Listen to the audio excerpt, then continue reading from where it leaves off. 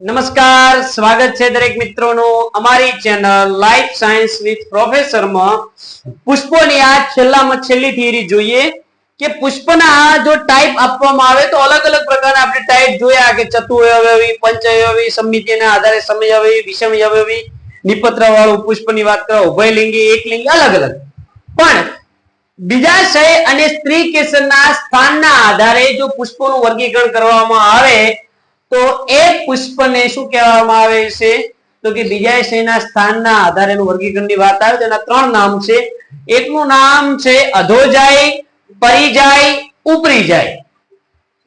પહેલો સમજીએ અધોજાય. તો આપણે અહીં આકૃતિની અંદર વાત કરવામાં આવે તો આ છે આપણા વજ્રચક્ર, અને વજ્રચક્ર ધારી લો. આ છે આપણા દલચક્ર, આ છે આપણું બીજાશય, આ છે સ્ત્રી કેસર, આ છે પુંકેસર. રેડી? આટલા ભાગો છે. શું કીધું છે કે જો પુષ્પની અંદર બીજાશય ઉપર આવેલો, બીજાશય ક્યાં આવેલો હોય? ઉપર આવેલો. એનો મતલબ કે સ્ત્રી કેસર ઉપર આવે છે.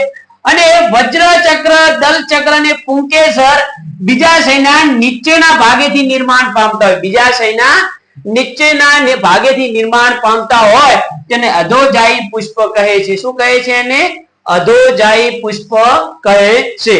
તો આની વાત કરવામાં આવે તો કે આની અંદર આ બીજાશય કેવું જોવા મળે તો કે બીજાશય ઉદ્ધ્વસ્થ અથવા કેવું જોવા મળે છે? ઉચ્ચસ્થ જોવા મળે છે. કેવું જોવા મળે છે?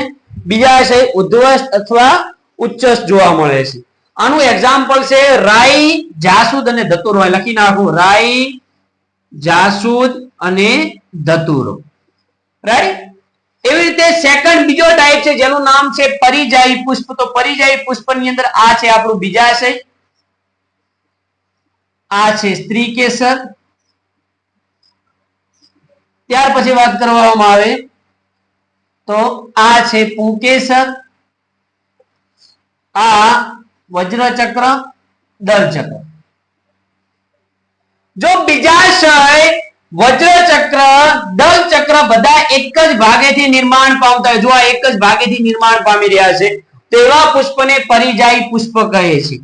એનો મતલબ કે બીજાશય નથી, ઉપર નથી, નીચે. તો આને અર્ધ અધસ્થ બીજાશય કહેવાય. શું કહેવાય? અર્ધ અધસ્થ બીજાશય કહેવાય.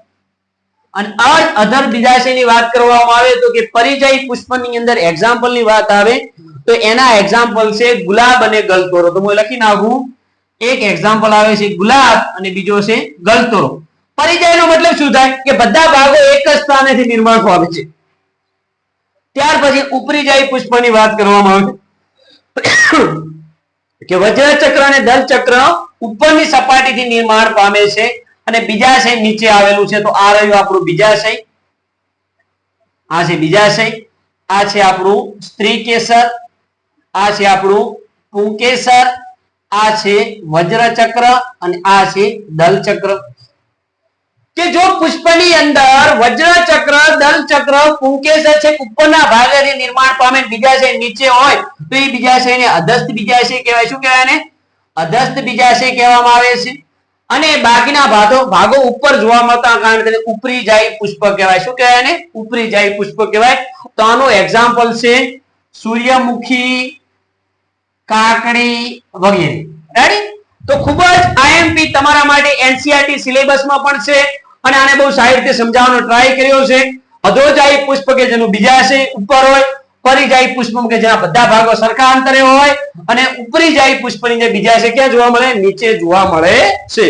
તો આઈ હોપ કે અમને આ વિડિયોની અંદર તમને બહુ સારી રીતે સમજણ મળી હશે, બહુ સારી રીતે સમજાવ્યું હશે. તો ચેનલને શેર કરો, જેમ બને વધુ સબસ્ક્રાઇબ કરો, કારણ કે દિવસે ને દિવસે અમારી ચેનલનો પણ ગ્રોથ થવો જોઈએ. કારણ કે અમે અત્યાર સુધી ટોટલ આ લેક્ચરને ગણીએ તો 41 લેક્ચર અપલોડ કરી ચૂક્યા છીએ, વત્તા આજનો ટોટલ 5, એટલે આ 46મું લેક્ચર છે. તો ટોટલ 46માં લેક્ચરે પહોંચ્યા છીએ અને હજુ સુધી અમારી પાસે સબસ્ક્રાઇબ માત્ર 507 ને સમથિંગ છે. તો એને તમે વધુમાં વધુ ઇન્ક્રીઝ કરાવો.